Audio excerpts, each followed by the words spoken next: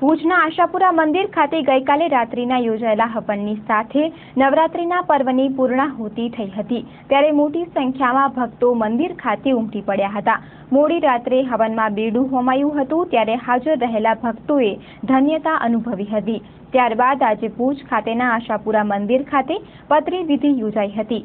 કચ્છના મહારાવ શ્રી પ્રાગમલજી ત્રીજાની અનુમતિથી તેરા ઠાકોર શ્રી મયુરધ્વજસિંહ જાડેજાએ આ પતરી વિધિ સંપન્ન કરાવી હતી। આ પ્રસંગે મોટી સંખ્યામાં ભાવિકો ઉમટી પડ્યા હતા અને માતાજીના દર્શન કરીને ધન્યતા અનુભવી હતી।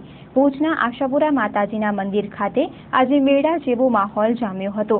નિર્ધારિત સમયે તેરા ઠાકોર મયુરધ્વજસિંહ ઢોલ નગારા સાથે મંદિર ખાતે આવી પહોંચ્યા હતા। ત્યારે ઉપસ્થિત ભાવિકોએ જય માતાજીના નાદથી મંદિરનું સંકુલ ગજાવી દીધું હતું, જ્યાં મંદિરના પૂજારી શ્રી જનાર્દનભાઈએ તેમને આવકાર્યા હતા। ત્યારબાદ તેરા ઠાકોરે પતરી વિધિ સંપન્ન કરાવી હતી। ત્યારે ફરી એકવાર માતાજીના જય નાદથી મંદિર ગાજી ઉઠ્યું હતું।